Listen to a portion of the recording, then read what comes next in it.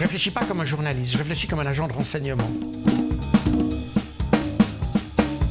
C'est que de la manière dont on perçoit une crise découle la manière de la résoudre.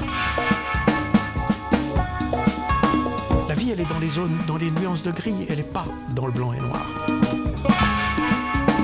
Et pour mes ouvrages, je n'utilise jamais les sources du pays, par exemple la Syrie, la Russie ou l'Iran. Non pas que je pense que ces sources soient mauvaises, mais parce que mon but est de montrer combien nous sommes mal informés et que combien une information plus réaliste, plus objective serait possible avec uniquement l'information qu'on a en Occident si nos médias occidentaux faisaient leur travail. Ça veut dire que beaucoup d'informations que l'on a de rapports officiels américains, allemands, britanniques, sont tout simplement ignorées par les médias afin de construire un narratif. Et j'abandonne pratiquement totalement, sauf pour trouver les mauvais exemples, dans les médias, et surtout les médias d'État.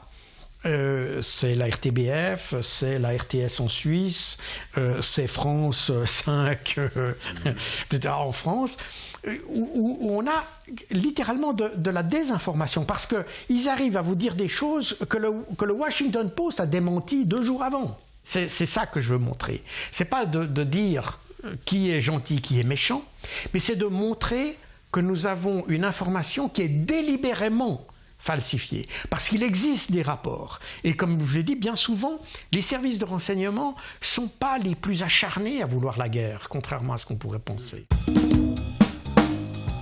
y avait à peu près 40% des Américains qui, en 2003, pensaient qu'on allait en Irak parce que l'Irak avait été impliqué dans le 11 septembre. Et on a créé ce narratif justement pour qu'il y ait un soutien politique à une action qui n'avait ni queue ni tête. On a attribué finalement des torts à des pays et on les a frappés et on a créé des millions de déplacés, des milliers de morts, simplement sans aucune raison. Parce que ce qui se passe dans le terrorisme djihadiste, c'est qu'il y a des logiques différentes. Des logiques qui ne sont pas les nôtres, qui sont des logiques qui ont leur propre, si vous voulez, dynamique, leur propre développement. Et nous n'avons pas été jusqu'à maintenant en mesure de décrypter ces logiques ou de travailler en fonction de ces logiques-là. Si vous voulez faire la guerre, vous devez comprendre votre adversaire. Vous devez savoir comment il va réagir, comment il pense, comment il va... quelle est sa vision à la fois de la guerre, du combat, mais aussi du monde, etc. Vous devez comprendre ça.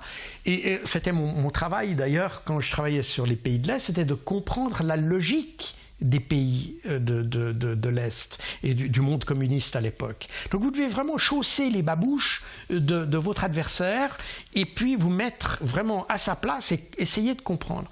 Or ça, c'est une chose qu'on a été incapable de faire avec le terrorisme. Nous sommes des démocraties, littéralement le pouvoir du peuple. Or, nous acceptons finalement que nos gouvernements nous mentent. Déjà, il y a une année, au moment où on pensait que les Russes pourraient préparer quelque chose, etc., on avait déjà parlé de sanctions.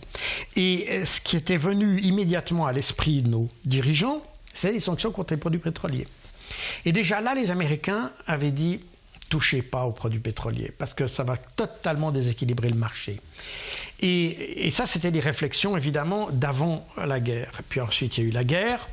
Et les Européens sont revenus sur la question d'un embargo sur les produits pétroliers russes. Et là, c'est Janet Yellen, la ministre au Trésor américaine, qui est venue et qui a dit aux Européens, ne faites pas ça. Ne faites pas d'embargo sur le pétrole russe, parce que vous allez totalement déséquilibrer le marché et c'est l'ensemble des pays occidentaux qui vont payer le prix. À vrai dire, dans l'histoire, les sanctions n'ont jamais été efficaces. Jamais.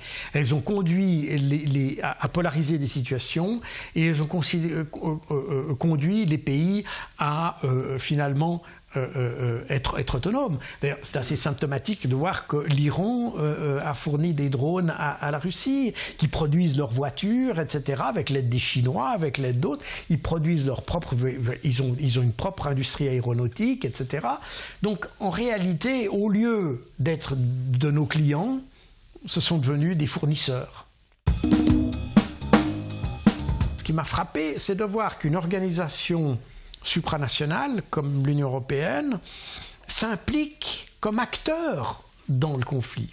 Au lieu de, ce qui à mon avis est le privilège d'une organisation supranationale, c'est de pouvoir avoir du recul, de pouvoir regarder les choses de haut et puis de jouer l'arbitre au lieu de jouer un des joueurs. Le paradoxe de toute la situation qu'on a aujourd'hui, c'est que notre intransigeance à voir ce conflit avec un regard strictement presque colonialiste quelque part, fait que le reste du monde aujourd'hui a réalisé qui nous sommes.